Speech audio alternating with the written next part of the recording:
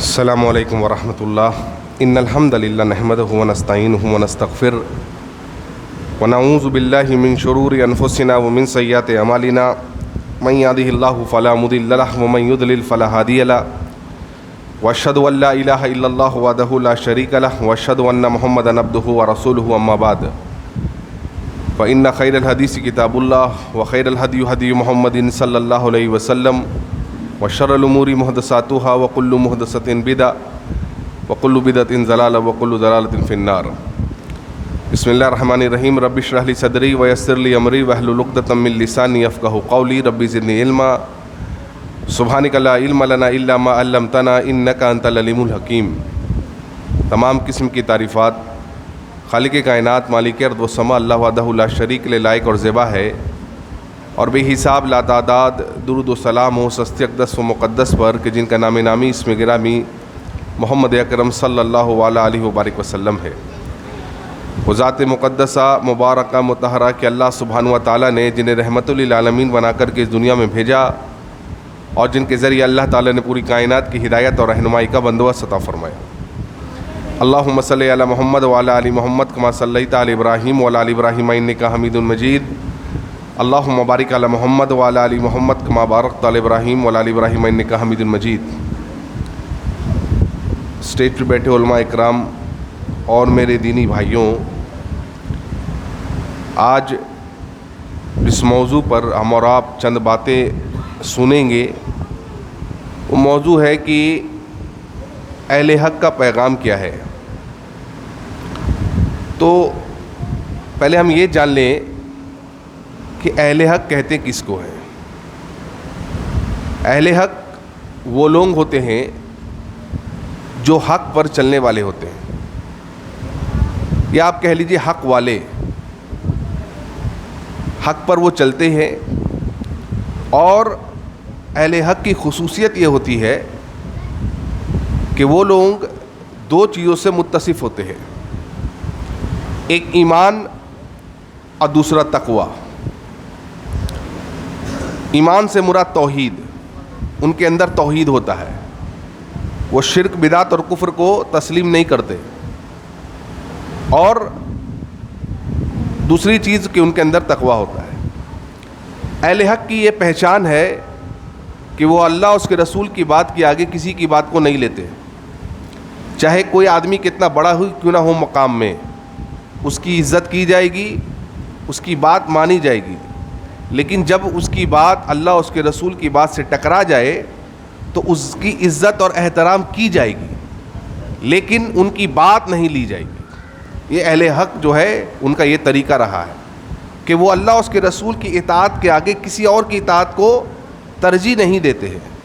لہٰذا اہل حق وہ لوگ ہوتے ہیں جو حق کو تسلیم کرتے ہیں، حق پر چلتے ہیں، حق کو جانتے ہیں، حق کو سیکھتے ہیں اور حق پر عمل کرتے ہیں. کیا بولا میں نے آپ کو؟ اہل حق وہ لوگ ہوتے ہیں جو حق کو جانتے ہیں، سیکھتے ہیں، سمجھتے ہیں اور اس پر عمل کرتے ہیں، اور عمل کرنے کے بعد اس حق کو وہ دوسروں تک پہنچاتے ہیں. اسی لیے علامہ ابن قیم فرماتے رحمہ اللہ کہ کوئی بھی آدمی، کوئی بھی عالم یہ ربانی نہیں بن سکتا جب تک وہ حق کو نہ جانے، نہ سمجھے، حق کو نہ پہچانے اور حق پر عمل نہ کرے، اور اس کے بعد حق کو دوسروں تک نہ پہنچائے. اس لیے ایک ربانی عالم بننے کے لیے ضروری یہ ہے کہ حق کو جانیے، حق کو سمجھیے، حق کو قبول کریے اور پھر لوگوں تک حق کو پہنچائیے. تو اہل حق یہ لوگ ہوتے ہیں. ان کا پیغام کیا ہوتا ہے؟ یہ اہل حق کی خصوصیت ہے میرے بھائیوں کہ زندگی کی کسی بھی عمر پر، کسی بھی پڑاؤ پر وہ لوگ ہوتے ہیں نا، اگر وہ 70 سال کے بھی ہو جائیں، 60 سال کے بھی ہو جائیں، 30 سال کے ہو جائیں، گویا زندگی کے کسی بھی پڑاؤ پر اگر ان کے سامنے حق آ جائے تو وہ حق کو تسلیم کر لیتے. وہ یہ نہیں کہتے کہ میں اتنا علم والا ہوں، وہ ایسا نہیں کہتے. یہ اہل حق کی پہچان ہوتی ہے. لہٰذا یہ لوگ اہل حق ہوتے ہیں. اور اہل حق ان کا پیغام کیا ہوتا ہے؟ دیکھیے، سب سے پہلے بات کیا ہوتا ہے کہ یہ لوگ کبھی یہ نہیں کہتے کہ مجھ کو مت دیکھو، میری باتوں کو دیکھو، ایسا یہ لوگ نہیں کہتے. یعنی میں جیسا بھی ہوں چلے گا، لیکن میں جو باتیں کہہ رہا ہوں اس کو دیکھو، ایسا کبھی بھی اہل حق نہیں کرتے ہیں. دلیل کیا ہے؟ اللہ تعالیٰ سورہ صف سورہ نمبر 61 کی آیت نمبر 1 2 3 میں کیا فرماتے ہیں؟ سبح للہ ما فی السماوات وما فی الارض وہو العزیز الحکیم. یا ایھا الذین آمنوا لما تقولون ما لا تفعلون کبور مقتا عند اللہ ان تقولوا ما لا تفعلون. کہ اے ایمان والو، تم وہ باتیں کہتے کیوں ہو جو کرتے نہیں؟ یعنی تم وہ باتیں کیوں کہہ رہے ہو جو کرتے نہیں؟ اللہ کو یہ بات بہت ہی ناپسندیدہ ہے کہ ایک آدمی وہ بات کہے جس کو وہ کرتا نہیں. ایسے لوگ اللہ تعالیٰ کو بہت ہی ناپسندیدہ ہیں. تو اہل حق کی خصوصیت میں سے ایک خصوصیت یہ ہوتی ہے میرے بھائیوں، ان کا پیغام یہ ہوتا ہے کہ جو کچھ وہ بولتے ہیں اس پر پہلے وہ عمل کرتے ہیں. اسی لیے آپ دیکھیے، ایک آدمی 25 سال کی عمر میں زیادہ جوان ہوگا، طاقتور ہوگا، یا 40 سال کی عمر میں؟ 25 سال کی عمر میں. آپ دیکھیے اللہ کے نبی صلی اللہ علیہ وسلم کو اللہ نے نبوت کب دی ہے؟ جب آپ 40 سال کے ہو گئے. 25 سال میں بھی اللہ تعالیٰ دے سکتا تھا، 30 سال میں بھی آپ کو نبوت دے سکتا تھا، لیکن اللہ تعالیٰ نے آپ کو نبوت جو دی ہے وہ 40 سال میں دی. کیوں بتائیے؟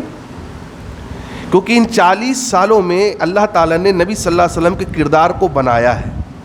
دیکھ رہے ہیں آپ؟ کیونکہ جب اللہ کے نبی صلی اللہ علیہ وسلم نے لوگوں سے پوچھا کہ تم میرے بارے میں کیا کہتے ہو، تو مکہ والوں نے کیا کہا؟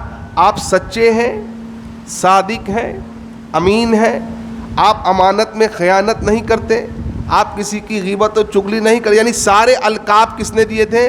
مکہ والوں نے دیے تھے. تو کیا پتہ چلا؟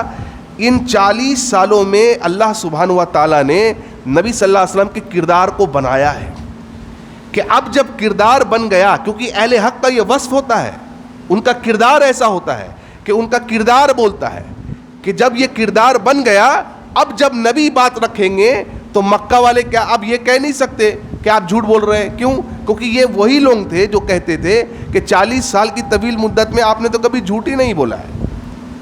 اس لیے اہل حق وہ لوگ ہوتے ہیں میرے بھائیوں جو بات وہ کہتے ہیں اس پر عمل کرتے. وہ یہ نہیں کہتے کہ مجھے مت دیکھو. اب میں چند آپ کو مثالیں دیتا ہوں. کچھ مثال دیکھیے. مثلا امام بخاری کا واقعہ آپ نے سنا ہوگا. امام بخاری ایک بار علم سیکھنے کے لیے جا رہے ہیں اور ان کی ماں نے 1000 دینار کی تھیلی ان کو دی. علم سیکھنے جا رہے ہیں، 1000 دینار کی تھیلی دی کہ اس کو سفر میں خرچ کرنا. اور وہ ایک شپ پر جا رہے ہیں، جہاز پر جا رہے ہیں. تو جہاز میں ایک آدمی تھا، ان سے بات چیت ہونے لگی. بات چیت کے دوران امام بخاری نے کہا کہ یہ جو میرے پاس ایک پوٹلی ہے نا، اس میں 1000 دینار ہے. بات چیت میں انہوں نے کہہ دیا. اب وہ جو دوسرا آدمی تھا اس نے اس موقع کو غنیمت جانا اور کیا سوچا کہ کیوں نہ میں شور کروں کہ ایک فلاں کلر کی پوٹلی ہے جس میں 1000 دینار ہے جو گم ہو گئی ہے. تو ظاہر سی بات ہے پورے لوگوں کی تلاشی ہوگی، اور وہ کس کے پاس ہے؟ امام بخاری کے پاس ہے. تو اس نے چالاکی کی، اور چالاکی کر کے کیا کرنا چاہا؟ امام بخاری کے پاس جو 1000 دینار کی تھیلی تھی وہ اس کو مل جائے. لہٰذا اس نے کیا کیا؟ اس نے اب شور مچایا. اس نے کہا اے لوگو، میری 1000 دینار کی تھیلی گم ہو گئی ہے، اور وہ تھیلی جو ہے نا وہ اس کلر کی ہے، اس میں 1000 دینار ہے. اب دیکھیں وہ تھیلی کس کی تھی؟ وہ تھیلی امام بخاری کی تھی رحمہ اللہ. وہ تھیلی امام بخاری کے پاس تھی. اب امام بخاری کہتے ہیں کہ اگر وہ تھیلی تو میری تھی اور میرے پاس تھی، اب اگر وہ تھیلی لوگ تلاش کریں گے میرے پاس ملے گی تو لوگ کیا کہیں گے؟ کہ امام بخاری نے چوری کی ہے. کیا کیا انہوں نے پتہ ہے؟ اس 1000 دینار تھیلی کو انہوں نے پانی میں، سمندر میں پھینک دیا. اب تو یہ جان رہے کہ کچھ پھر ملے گا نہیں، پھر سفر میں بھوکے بھی رہنا پڑے گا، یہ پورا سفر کا خرچ ہے میرا. وہ جان رہے تھے اس بات کو، لیکن اس کے باوجود بھی انہوں نے اس 1000 دینار کی تھیلی کو پھینک دیا. کہاں پر؟ سمندر میں. کیوں؟ کیونکہ ان کو پتا تھا کہ آگے چل کے لوگ ایسا نہ کہیں کہ دیکھو امام بخاری تو نبی کی حدیثیں لکھتا تھا اور ساتھ ساتھ چوری بھی کرتا تھا. دیکھ رہے ہیں آپ؟ تو اہل حق یہ نہیں ہوتے کہ صرف کہتے کہ نہیں میری بات لو، میں جیسا ہوں چھوڑ دو. نہیں. ایک اور مثال لیجئے. امام عبداللہ بن مبارک رحمہ اللہ ایک سفر سے جب وہ لوٹے اپنے گھر آ گئے تو جب انہوں نے دیکھا تو ان کی قمیض میں ایک پین تھا. کیا تھا بولیے؟ پین. پین معمولی چیز ہوتا ہے. اب انہوں نے دیکھا یہ پین تو میرا نہیں ہے. ان کو سمجھ میں آیا کہ شاید یہ پین اسی آدمی کا ہے جس آدمی سے میں مل کر کے آیا ہوں. اور اس زمانے میں جب لوگ سفر کرتے تھے تو مہینوں مہینوں سفر کرتے تھے اونٹ کے ذریعے سے. ایسا آج کے جیسا ہمارے جیسا سفر نہیں تھا کہ منٹوں میں ادھر سے ادھر پہنچ گئے, گھنٹوں میں ادھر ادھر پہنچ گئے. اس ایک پین کو لوٹانے کے لیے انہوں نے پھر سے مہینوں کی مسافت کو طے کیا, ایک پین کو لوٹانے کے لیے. کیوں؟ کیونکہ جب تک اہل حق کا کردار نہیں بولے گا اس کی بات کا اثر عوام پر نہیں ہوگا. ابو بکر صدیق رضی اللہ عنہ کون ہے؟ ابو بکر. ان کے بارے میں عبداللہ بن مبارک کہتے ہیں لو اوزنا ایمان ابی بکر بی ایمان اہل الارض لا رجاح بہم.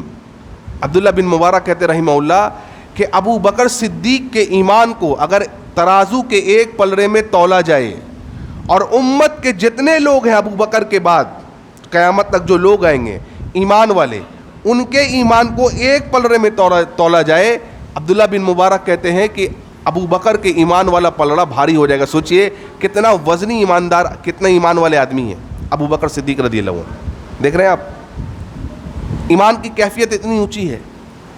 ان کا غلام ایک مرتبہ کچھ کھانے کو لایا, انہوں نے کھا لیا. کس نے کھا لیا؟ ابو بکر صدیق نے. کھانے کے بعد ان کے غلام نے کہا کہ ارے آپ نے اس کو کھا لیا؟ کہا نہیں, اصل میں یہ تو میں اس پیسے سے لے کر کے آیا تھا یہ کھانا جب میں دور جاہلیت میں کہانت کرتا تھا. تو کہانت کے عوض میں جو مجھے پیسے ملتے تھے, کسی کے پاس وہ پیسے باقی تھے, میں اسی پیسے سے یہ خرید کے لایا ہوں, لہٰذا میں نے آپ نے اس کو کھا لیا. دیکھ رہے ہیں آپ, ابو بکر صدیق نے کیا کیا؟ اس پورے کھانے کو قے کر کے, الٹی کر کے, جان بوجھ کر کے قے الٹی کر کے اپنے انگلیوں کو حلق میں ڈال کر کے ایک ایک نوالے کو جب تک اپنے پیٹ سے باہر نہیں نکالا تب تک شانت نہیں بیٹھے. تو یہ ہوتے ہیں میرے بھائیوں اہل حق. کیا ہوتے ہیں یہ سب سے پہلے خود عمل کرتے ہیں تب اپنی باتوں کو دوسروں تک پہنچاتے ہیں. تو اہل حق کون لوگ ہیں میرے بھائیوں؟ جو کہتے ہیں اس سے پہلے وہ اس پر عمل کرتے ہیں. سمجھ رہے بات کو آپ؟ کہتے ہیں اس سے پہلے اس پر عمل کرتے ہیں. اب دیکھیے ایک حدیث ہے, صحیح الجامع کی حدیث ہے, اللہ کے نبی صلی اللہ علیہ وسلم فرماتے ہیں کہ قیامت کے دن کہتے ہیں کہ کیا ہوا کہ میں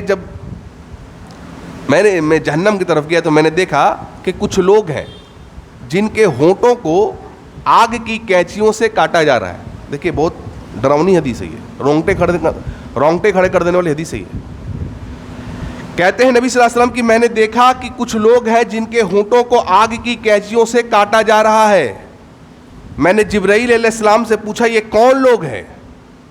تو حضرت جبرائیل علیہ السلام نے جواب دیا ہے نبی صلی اللہ علیہ وسلم یہ آپ کے امت کے وہ خطیب ہیں, وہ لوگ ہیں جو لوگوں کو واعظ و نصیحت کرتے تھے, لوگوں کو حق بات بتاتے تھے کہ یہ صحیح یہ غلط, لیکن لوگوں کو صرف بتاتے تھے, خود عمل. آپ دیکھ رہے ہیں کتنا سنگین جرم ہے یہ. تو اہل حق وہ لوگ نہیں ہوتے ہیں کہ جو جس محفل میں گئے اس محفل میں ڈھل گئے. وہ پانی کے جیسا نہیں ہوتے ہیں کہ گلاس میں ڈالیں گے تو گلاس کا شیپ پانی لے لے گا, جگ میں ڈالیں گے تو جگ کا شیپ لے لے گا, بالٹی میں ڈالیں گے تو بالٹی کا شیپ لے لے گا. اہل حق ویسے نہیں ہوتے ہیں کہ اگر کسی محفل میں ناچ گانا بجانا سب ہو رہا ہے, وہاں گئے تو وہاں کے ہو گئے, کہیں اور گئے تو وہاں کے ہو گئے. نہیں, وہ ماحول کے مطابق نہیں ڈھلتے ہیں بلکہ ماحول کو اپنے مطابق وہ ڈھال لیتے ہیں. کئی شادی میں گئے, بہت زور سے گانا بجانا سب کچھ چل رہا تھا, بڑا لمبا پارٹی تھا, کسی بڑے عہدیدار پولیٹیشین کی پارٹی تھی, کسی اور کے تھا, بڑا کوئی اونچا پوسٹ والا تھا, گئے سب کچھ دیکھا لیکن کھانا کھا کر کے چلے آئے. اہل حق ایسے نہیں ہوتے ہیں. وہ محفل اور مناسبت اور پیشانیوں کو دیکھ کر کے مسئلے نہیں بتاتے ہیں. یہ بھی خوش, یہ بھی خوش, یہ بھی خوش, یہ بھی خوش, ایسا نہیں کرتے ہیں وہ لوگ. وہ حق کو بیان کرتے ہیں, لیکن حق کو بیان کرنے میں وہ دوسرے کی تنقیص نہیں کرتے ہیں. یہ یاد رکھیے گا, دوسروں کو ذلیل نہیں کرتے ہیں, دوسروں کو نیچا نہیں دکھاتے ہیں. وہ یہ نہیں ثابت کرتے ہیں کہ میں تم سے بہتر ہوں یا میں تم سے زیادہ جانتا ہوں, بلکہ وہ لوگوں کو قرآن و سنت کی بات سمجھاتے ہیں, پیار اور حکمت سے, اور حکمت اور دانائی سے سمجھاتے ہیں. لہذا ہر ماحول میں نہیں کھلتے ہیں. وہ اپنے ایمان پر, اپنے قول پر, اپنے عقیدے پر ہر جگہ ڈٹے رہتے ہیں. کون؟ اہل حق. اس کی ایک مثال آپ کو دیتا ہوں. حضرت عمر رضی اللہ عنہ کے زمانے میں ان کا ایک مندوب گیا ایران, اور اس وقت ایران ایک سپر پاور تھا. ایران کے بادشاہ نے حضرت عمر کے اس مندوب کے استقبال کے لیے لمبی چوڑے اس نے پروٹوکول بچھائے. جب وہ اندر دربار میں انٹر کیے تو کیا دیکھتے ہیں کہ وہ بادشاہ نے جو ان کے لیے کرسی رکھی تھی وہ سونے کی کرسی تھی, سونے کی کرسی. اب سوچئے ایران کا بادشاہ ہے, پورے اس کے وزیر موجود ہیں, ایک پورا سجا ہوا ہے, ایک پروٹوکول ہے. یہ کیا کرتے ہیں؟ ان کو کیا کرنا چاہیے تھا؟ بیٹھ جانا چاہیے تھا. کیوں بھائی؟ ایران کا بادشاہ بلایا ہے, اتنا بڑا مجمع ہے, اتنے بڑے بڑے لوگ ہیں, اتنے پروٹوکول والے لوگ ہیں. پتہ ہے انہوں نے کرسی کو دیکھا اور دیکھا کہ سونے کی کرسی ہے. بیٹھنے سے پہلے انہوں نے کرسی کو اٹھا کر کے ایسے پھینک دیا. اچھی بات ہے.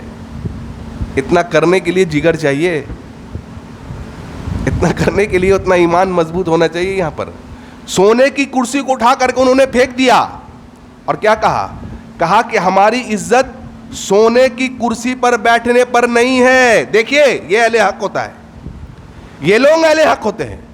یہ نہیں کہ بھائی ایسی محفل ہے, بڑے لوگ ہیں, اونچے لوگ ہیں, پروٹوکول والے لوگ ہیں, پولیٹیشین ہے, خود بادشاہ موجود ہے, چلو یہاں کمپرومائز کر لیں گے. نہیں, کہا ہماری عزت سونے کی کرسی پر بیٹھنے پر نہیں, بلکہ ہماری عزت نبی صلی اللہ علیہ وسلم کی اتباع کرنے میں ہے.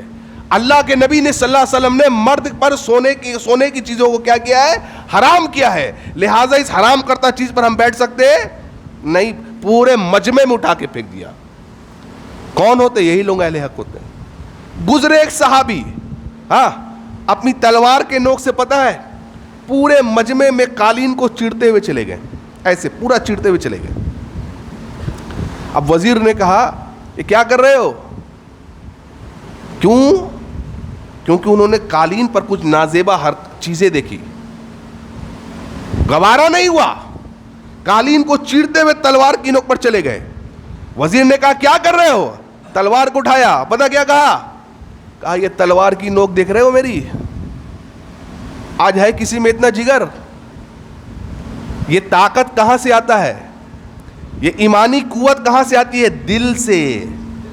جب دل مضبوط ہوتا ہے نا, جب میں نے آپ کو کیا کہا, اہل ایمان وہ لوگ ہوتے ہیں جو ایمان اور تقوی سے متصف ہوتے ہیں, جس کے دل میں اللہ کا ڈر ہوتا ہے, جس کے دل میں تقوی ہوتا ہے نا اللہ کا, وہ کسی سے نہیں ڈرتا ہے سوائے اتنی بولنے کے لیے جرأت چاہیے. آج آپ دیکھیے مسلمانوں کے گھروں کو بلڈوز کر دیا جا رہا ہے, صحیح ہے؟ کون بول رہا ہے؟ کوئی نہیں بول سکتا. ان کی پراپرٹی کو لوٹ لیا جا رہا ہے, کون بول سکتا؟ کوئی نہیں بول سکتا. آپ کچھ کر نہیں سکتے. کیوں؟ یہ ذلت اور رسوائی ہے. پلین پر ایک کتا جا رہا ہے نا, تو اس کی عزت اور احترام ہو رہا ہے, لیکن اگر وہی پلین پر کوئی مسلمان جائے تو 20,000 سوالات کیے جائیں گے اس سے. کہاں سے آ رہے ہیں, کیوں جا رہے ہیں, کہاں کو جا رہے ہیں, پاسپورٹ دکھائیے, یہ دکھائیے, وہ دکھائیے. کیوں بھائی؟ یہ ذلت اللہ کی طرف سے. حضرت امیر معاویہ کے دور میں 622 عیسوی میں, امیر معاویہ رضی اللہ عنہ کے دور میں, حضرت امیر معاویہ نے ایک لشکر بھیجا قیصر روم پر. اس لشکر میں ابو ایوب انصاری بھی ہیں رضی اللہ عنہ, صحابی رسول جا رہے ہیں. اس جنگ میں شہید ہو گئے. کون؟ ابو ایوب انصاری. تو مسلمانوں نے ان کو وہیں پر دفنا دیا. اور جب یہ مسلمانی لشکر واپس ہو رہا تھا تو بادشاہ نے اعلان کیا. کیا اعلان کیا اپنی عوام کو کہ سنو, ہم لوگ جیسے ہی یہ مسلمان کے لشکر چلے جائے گی, ہم لوگ ان کی قبروں کو کھاڑ پھینکیں گے. ان کے اسلاف کی قبروں کو اکھاڑ پھینکیں گے, ان کی ہڈیوں کو باہر پھینک ڈالیں گے ہم. یہ بات حضرت امیر معاویہ تک پہنچ گئی. اب دیکھیں امیر معاویہ کوفہ میں, کہاں کوفہ کہاں پر روم. یہ بات امیر معاویہ کو پہنچی رضی اللہ عنہ. اب دیکھیے امیر معاویہ نے کیا خط لکھا. خط میں کیا لکھا؟ خط لکھا کہ اللہ کی قسم ہے, واللہ اللہ کی قسم ہے, اسلامی سلطنت آج بہت زیادہ پھیلی ہوئی ہے. کہا اگر تم نے ہمارے ایک بھی اسلاف کی قبر کو چھوا, ایک بھی اسلاف کی قبر کو چھوا, تو یاد رکھو جتنے گرجا گھر ہے نا مسلمان اس کو ڈھا دیں گے. کتنے گرجا گھر ہے بتائیے؟ ایک ایک کر کے یہ مسلمان تمہارے گرجا گھروں کو جا کر کے ڈھا دیں گے. واللہ یہ خط میں جب انہوں نے بھیجا لکھ کر کے, اور جب اس بادشاہ نے اس خط کو پڑھا تو کانپ گیا ڈر سے. آج کوئی ہے اتنا ہمت والا جو بول سکتا ہے؟ آج کوئی ایسا اہل حق ہے جو اس بات کو بول دے, جو چیلنج کر دے؟ اور اتنا دہشت, اتنا خوف اللہ نے ان کے دلوں میں کیسے ڈالا تھا, دشمنوں کے دلوں میں؟ وہ ایمان تھا بھائیو, وہ حق گوئی کا وہ پیمانہ تھا ان کے پاس. تو اس نے کیا کہا, ارے نہیں ایسی بات نہیں ہے, ہم تو بس تمہاری دینی غیرت اور حمیت کو چیک کر رہے تھے. ڈر گیا, وہ کچھ نہیں کر پایا. اس لیے میرے بھائیو اہل حق وہ لوگ ہوتے ہیں, یاد رکھیے گا, جو حق کے ساتھ کبھی کمپرومائز نہیں کرتے, ماحول میں نہیں ڈلتے وہ, جی نہیں. آج دیکھیں ہمارے یہاں کتنے نام نہاد لوگ ہیں جو اپنے آپ کو اہل حق کہتے ہیں, حق پر ہونے کا دعویٰ کرتے ہیں, لیکن جب شادی بیاہ کا موقع آئے گا آپ دیکھیے ان کے گھر پر, آپ کو نہیں لگے گا کہ یہ کسی مسلمان کی شادی ہے, کسی غیر مسلمان کی شادی ہے. کیا آج کے مسلمان کی شادی میں لڑکا سونے کی انگوٹھی نہیں پہنتا؟ آپ بول دیجئے مجھے ایک لڑکا ایسا دکھا دیجئے آج, اللہ ماشاء اللہ, ایک لڑکا ایسا دکھا دیجئے جو سونے کی انگوٹھی کو نہیں پہنتا ہو. ایک لڑکا, واللہ کہتا ہوں, اللہ ماشاء اللہ ایکسیپشن ہوگا کوئی. کیوں بھائی؟ آپ میں اتنی جرت نہیں ہے, آپ کو ایک چھوٹی سی جرت نہیں ہے یہ بولنے کے لیے کہ مرد کے لیے سونا حرام ہے, میں نہیں پہن سکتا. اتنی چھوٹی بات آپ نہیں کہہ سکتے ہیں, آپ حق بات کو کیسے لوگوں میں بیان کریں گے؟ لہذا اہل حق کا سب سے بڑا پیغام اور سب سے پہلا پیغام ان کا یہ ہوتا ہے کہ حق بیان کرنے سے پہلے وہ خود حق پر کیا کرتے ہیں, وہ عمل کرتے ہیں. دوسری چیز میرے بھائیوں, اہل حق کبھی بھی عقیدے سے کمپرومائز نہیں کرتے. وہ یہ نہیں کہتے کہ دودھ دہی سب صحیح, نہیں کہتے ایسا. ایسا بھی چلے گا ویسا بھی چلے گا, نہیں. عقیدے کے ساتھ کوئی کمپرومائز نہیں کرتے. شرک بدعت اور کفر کو وہ تسلیم نہیں کرتے, برداشت نہیں کرتے. دیکھیں اللہ تعالیٰ کیا فرماتا ہے سورہ انعام کی آیت نمبر 82 میں, الذین آمنوا ولم یلبسوا ایمانہم, جو لوگ ایمان لائیں اور ایمان لانے کے بعد اپنے ایمان کو شرک کے ساتھ, ظلم کے ساتھ نہیں ملایا, اولئک لہم الامن, یہی لوگ امن میں ہیں. وہ اولئک لہم الامن, یہی لوگ امن میں ہیں اور یہی لوگ ہدایت پر ہیں. تو کیا فرما رہے اللہ تعالیٰ؟ جو لوگ ایمان لائیں اور ایمان لانے کے بعد کامیاب ہو گئے نہیں. اللہ نے کہا جو لوگ ایمان لائیں اور اپنے ایمان کو ظلم کے ساتھ نہیں ملایا. اب دیکھیے کئی سارے لوگ آج ایسے بھی موجود ہیں معاشرے میں جو یہ کہہ رہے ہیں کہ اہل حق ہم بھی ہیں یا حق ہم بھی بیان کرتے ہیں. آپ کیسے پہچانیں گے, کیسے پرکھیں گے آج کے اس دور میں کہ کون سے لوگ اہل حق ہیں؟ کیسے پہچانیں گے آپ؟ کیا معیار ہے اس کا؟ اللہ کے نبی فرماتے صلی اللہ علیہ وسلم, ترمذی کی حدیث ہے, آپ نے فرمایا ان بنی اسرائیل تفرقت علی 72 ملتن, کہ بنی اسرائیل 72 فرقوں میں بٹ گئی. وتفترق امتی علی 73 ملتن, اور میری امت 73 فرقوں میں بٹے گی. کلہم فی النار, سارے کے سارے لوگ جہنم میں جائیں گے, الا ملتن واحدہ, سوائے ایک کے. صحابہ نے پوچھا قالوا ومن ہی یا رسول اللہ, اے نبی صلی اللہ علیہ وسلم وہ کون لوگ ہوں گے؟ آپ نے فرمایا قال ما انا علیہ واصحابی, یعنی آپ نے فرمایا کہ بنی اسرائیل یعنی یہود و نصارہ 72 فرقوں میں بیٹھ گئے, میری امت 73 فرقوں میں بٹے گی, 73 سیکشن میں بٹے گی, سارے کے سارے لوگ جہنم میں جائیں گے. سوائے ایک کے. وہ ایک کون ہے؟ صحابہ نے پوچھا اللہ کے نبی صلی اللہ علیہ وسلم بولو کون لوگ ہوں گے. لیکن صحابہ نے اس بات پر ٹائم ویسٹ نہیں کیا کہ اے نبی صلی اللہ علیہ وسلم بتائیے کون کون جہنم میں گیا. نہیں, وہ بہت عقل مند تھے. انہوں نے سوال کیا اے نبی صلی اللہ علیہ وسلم کون ہے جو جہنم سے بچ گیا, اس کے بارے میں ہمیں بتائیے. آپ نے کیا فرمایا؟ قال ما انا علیہ. یہ بولنا کافی تھا نبی کا کہ جس دین پر میں ہوں. کافی تھا؟ نہیں. آپ نے جوڑا کس کو؟ واصحابی, اور میرے صحابہ. یعنی جس دین پر میں اور میرے صحابہ عمل کر رہے ہیں, قیامت تک جو لوگ اسی دین پر عمل کرتے رہیں گے وہی لوگ اہل حق ہوں گے, وہی لوگ ہدایت یافتہ ہوں گے, اور وہی لوگ جو ہے جنت میں جانے والے ہوں گے. یعنی اللہ کے رسول صلی اللہ علیہ وسلم نے معیار بتلایا کہ اہل حق کون لوگ ہوں گے. کون ہوں گے؟ وہ جو نبی اور صحابہ کے بتائے ہوئے دین پر, صحابہ کے فہم کے مطابق عمل کریں گے. اب دیکھیے آج کل کتنے ایسے لوگ ہیں جو کہہ رہے ہیں کہ ہم حق کو بیان کرتے ہیں, ہم حق کا پیغام دیتے ہیں, لیکن ساتھ ساتھ امیر معاویہ رضی اللہ عنہ کے تعلق سے بارے میں لوگوں میں شک و شبہات کو پیدا کرتے ہیں. یہ پتہ کیسا ہے؟ یہ ایسا ہے کہ ایک جہاز ہے اور آپ نے جہاز میں ایک سوراخ کر دیا, ایک ہول کر دیا. اب بتائیے جہاز کا کیا ہوگا؟ کیا ہوگا؟ ایک جہاز ہے, آپ نے اس میں ایک سوراخ کر دیا, جہاز کیا ہوگا؟ ڈوب جائے گا. آپ بولیں گے میں نے ہر جگہ تو سوراخ نہیں کیا, ایک ہی کیا. ہاں آپ نے کیا ایک, لیکن وہ سارے جہاز کو ڈبو دے گا. یعنی گویا ایک سوراخ کرنا جہاز میں اس پورے جہاز کو بربادی کی طرف لے جانا ہے, پورے جہاز پر تنقید کرنے کے موافق ہے.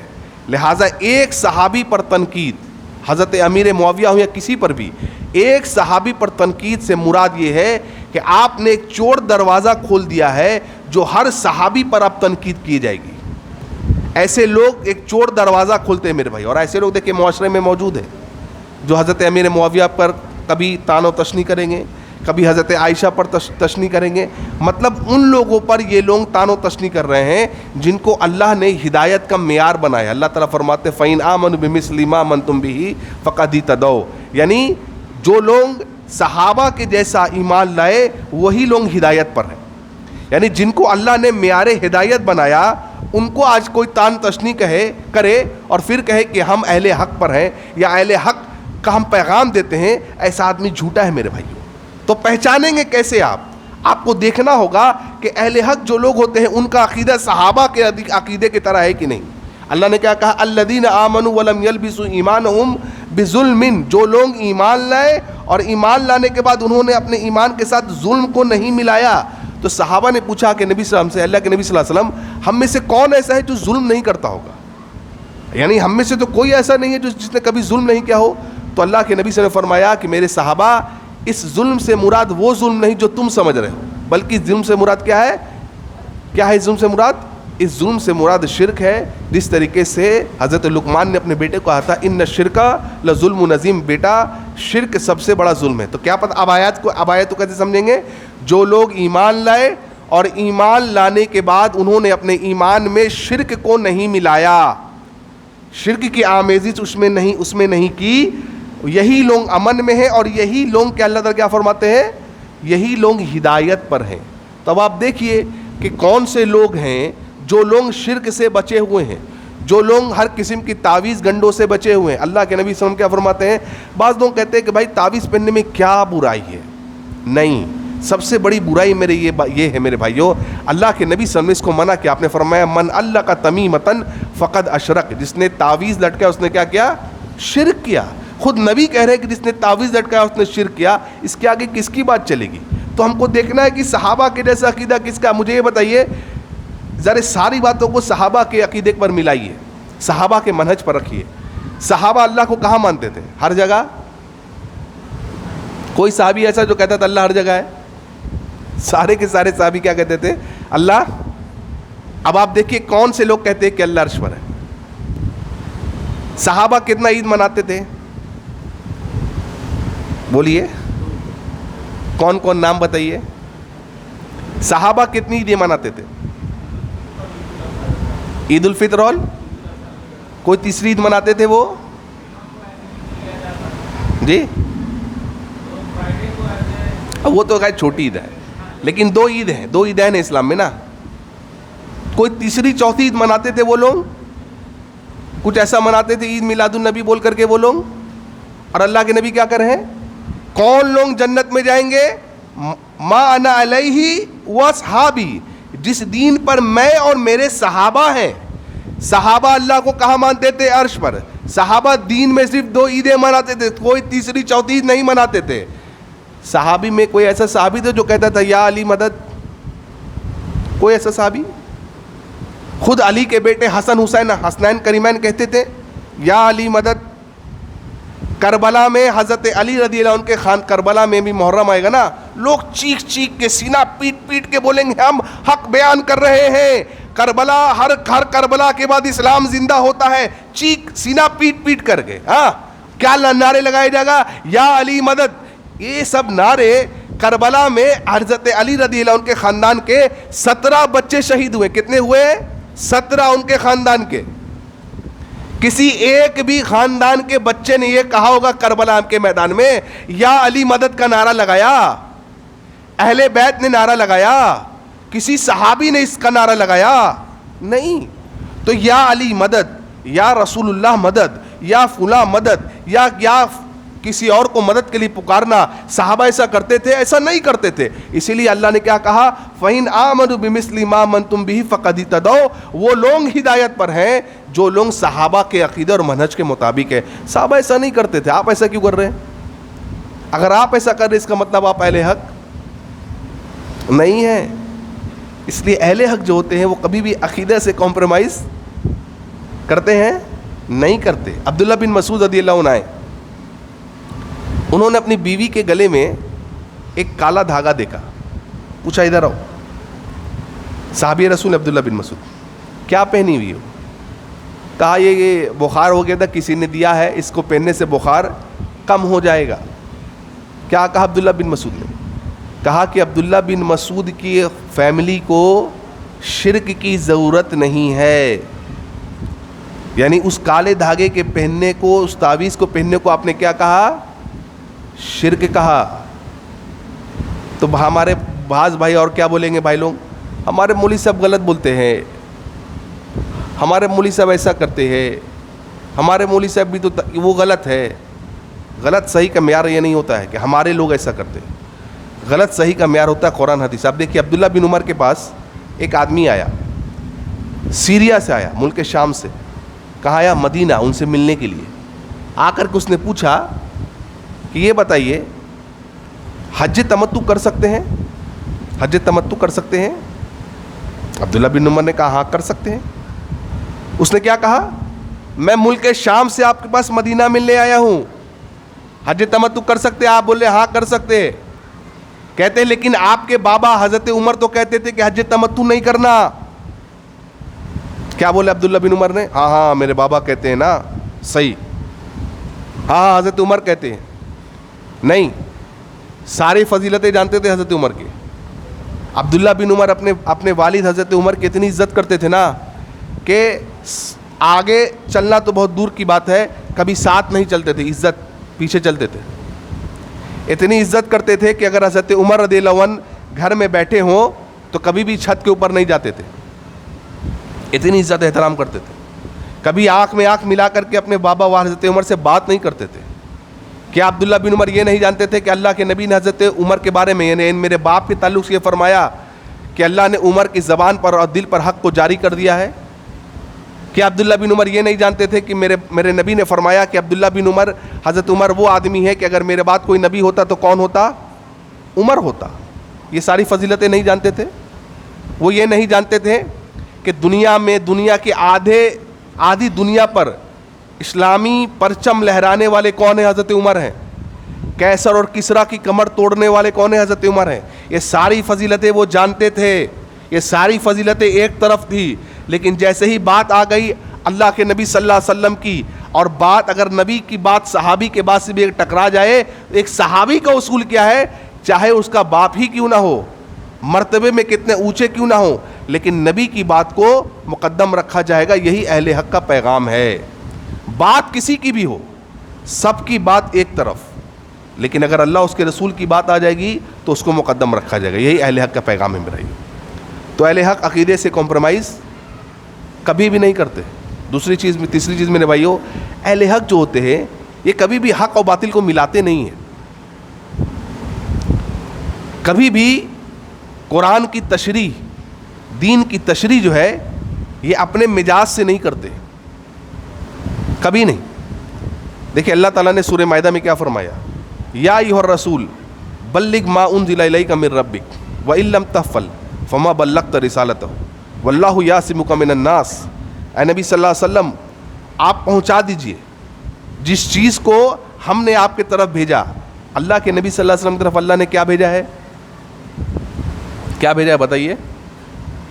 قرآن اور صحیح حدیث. قرآن اور حدیث.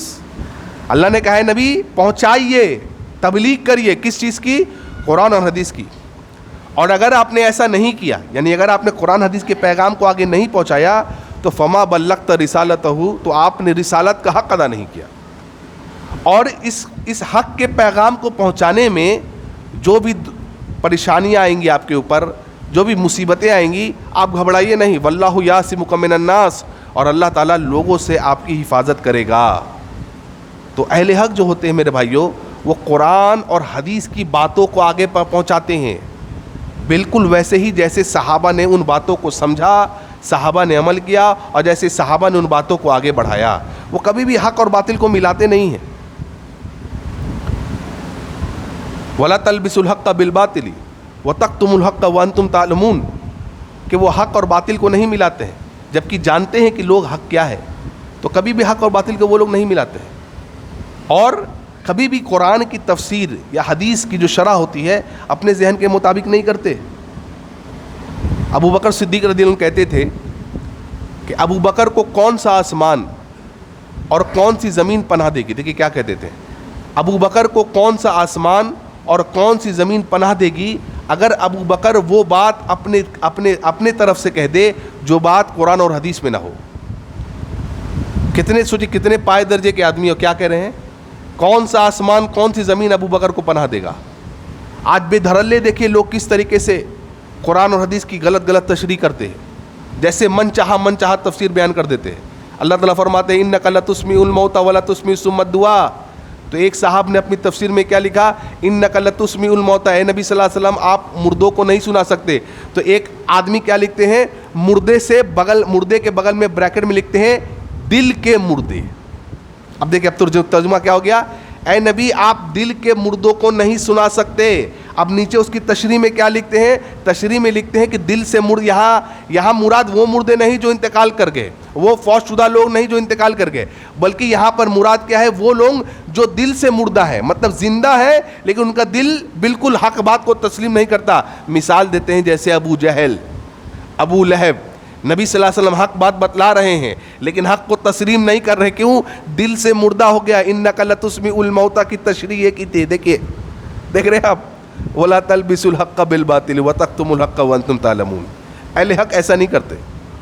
اہل حق اگر ان کے خلاف بھی کوئی بات ہونا تو اس کو بیان کرتے ہیں. کیوں؟ اللہ تعالیٰ قرآن میں کہتے ہیں حق کے لیے کھڑے ہو جاؤ، گرچہ تمہارے خلاف کیوں نہ ہو، تمہارے ماں باپ کے خلاف کیوں نہ ہو، تمہارے رشتہ داروں کے خلاف کیوں نہ ہو، تمہارے پڑوسیوں، تمہارے ریلیٹیوز، تمہارے کنبے قبیلے کے خلاف کیوں نہ ہو جائے، لیکن حق کے لیے کھڑے رہو. اس لیے حق کے لیے کھڑے رہیے. کبھی بھی اپنی من چاہی تفسیر اہل حق نہیں کرتے. اللہ کے نبی صلی اللہ علیہ وسلم فرمایا اگر آج کے دور میں، آج کے وقت میں اگر موسیٰ علیہ السلام بھی واپس آ جائیں، موسیٰ علیہ السلام بھی اگر واپس آ جائیں اور موسیٰ علیہ السلام کی اگر تم پیروی کرنے لگو تو تم گمراہ ہو جاؤ گے، یعنی تم راہ راست سے بھٹک جاؤ گے. یعنی اس امت میں پیروی صرف کس کی ہوگی، اتباع صرف کس کی ہوگی؟ اللہ کے نبی صلی اللہ علیہ وسلم کی. سب کی عزت احترام کیا جائے گا لیکن وہ احترام وہ عزت ایک طرف ہوگی. نبی صلی اللہ علیہ وسلم کی بات اگر آ جائے گی یا نبی کا قول آ جائے گا یا قرآن کی کوئی بات آ جائے گی، قرآن کی کوئی آیت آ جائے گی، اللہ تعالیٰ کی کوئی بات آ جائے گی، اہل حق کسی کے مقام کو پھر مقام اپنے جگہ ہوگا، اس کی بات کو وہ تسلیم نہیں کریں گے. تو کیا کیا بات ہم نے اب تک سیکھ لی؟ نمبر 1، اہل حق کون لوگ ہوتے ہیں؟ وہ کبھی بھی حق کے ساتھ کمپرومائز نہیں کرتے. جو بولتے ہیں سب سے پہلے اس پر خود عمل پیرا ہوتے ہیں. چوتھی بات، عقیدے سے کبھی کمپرومائز نہیں کرتے. پانچویں بات, کبھی بھی حق اور باطل کو ملاتے نہیں ہیں, اور اللہ اس کے رسول کی بات کے آگے کسی کی بات کو ترجیح نہیں دیتے. اور اہل حق کا پیغام بھی یہ ہے میرے بھائیوں کہ اہل حق جو ہوتے ہیں تمام تر مشکلات کے باوجود بھی وہ حق پر ڈٹے رہتے ہیں, حق سے ہلتے نہیں ہیں.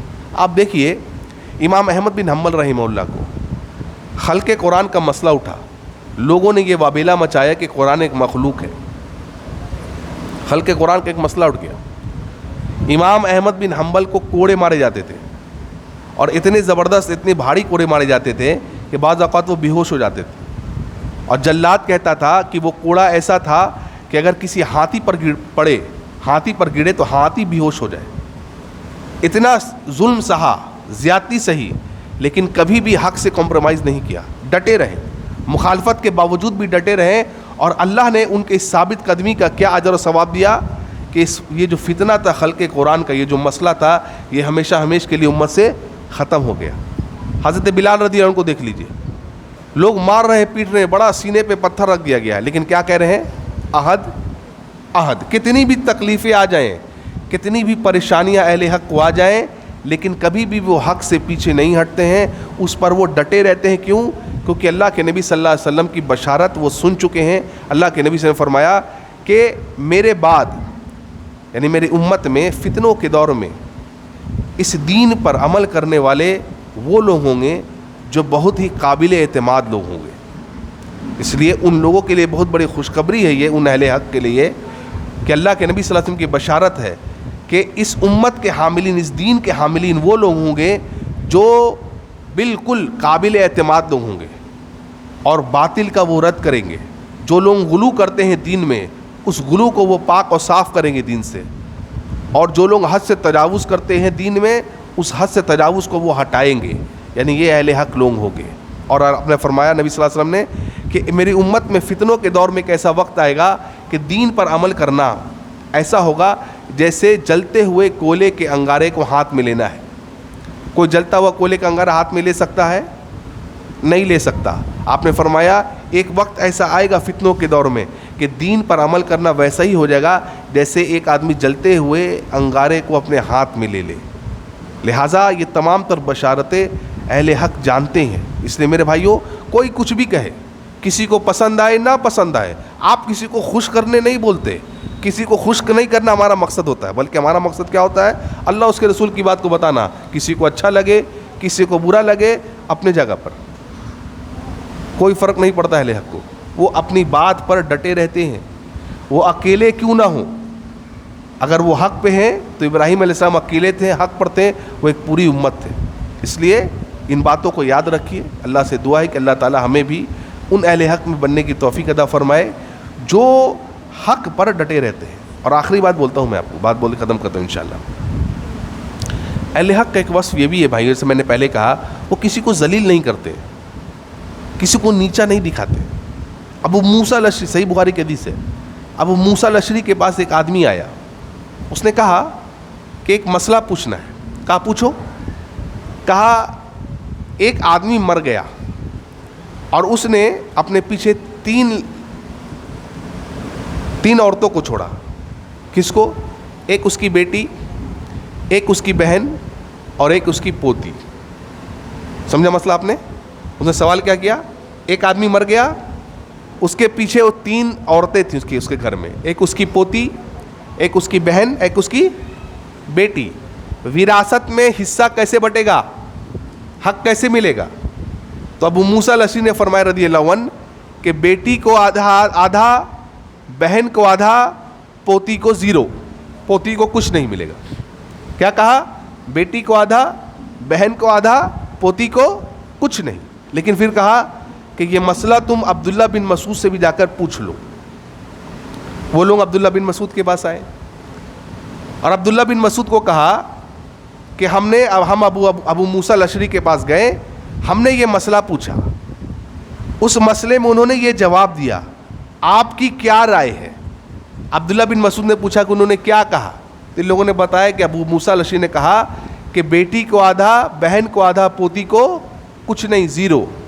جیسے ہی یہ بات سنی عبداللہ بن مسعود نے کہا لقد زللت اذن، اگر میں یہ بات کہہ دوں وما انا من المہتدین، اگر میں یہ بات کہہ دوں جو ابو موسیٰ الاشعری نے کہا ہے تو میں تو گمراہ ہو جاؤں گا، راہ حق سے میں ہٹ جاؤں گا. تو کیا کہا عبداللہ بن مسعود نے؟ کہا کہ میں تمہیں وہ بات کہوں گا جو میں نے نبی صلی اللہ علیہ وسلم سے سنی ہے. آپ نے کیا سنا نبی صلی اللہ علیہ وسلم سے؟ آپ نے فرمایا، عبداللہ بن مسعود نے، اللہ کے نبی نے فرمایا صلی اللہ علیہ وسلم کہ اس مسئلے میں بیٹی کو ملے گا آدھا، پوتی کو ملے گا 1/6 حصہ 1/6. اب جو بچ گیا بیٹی کو آدھا دینے کے بعد اور پوتی کو 1/6 حصہ دینے کے بعد جو بچ گیا وہ کس کو ملے گا؟ بہن کو. دیکھ رہے آپ، مسئلہ سالو ہو گیا. اب یہ لوگ پھر ابو موسیٰ کے پاس گئے، کہا عبداللہ بن مسعود ایسا بتلا رہے ہیں، بیٹی کو آدھا، پوتی کو 1/6 حصہ، اب جو بچے گا وہ بہن کو. تو ابو موسیٰ الاشعری نے کیا کہا؟ ہاں بہتر ہے کہ تم عبداللہ بن مسعود سے یہ مسائل کو پوچھا کرو. اب دیکھیے یہ حدیث سے صحیح بخاری کی حدیث ہے میرے بھائیوں. کہیں بھی آپ نے کہا عبداللہ بن مسعود کہہ رہے ہیں کہ جو بات ابو موسیٰ الاشعری نے کہی ہے اگر وہ بات میں کہہ دوں گا تو میں گمراہ ہو جاؤں گا. ابو موسیٰ الاشعری کو انہوں نے گمراہ کہا؟ نہیں، یہ نہیں کہا ابو موسیٰ الاشعری تو گمراہ ہے.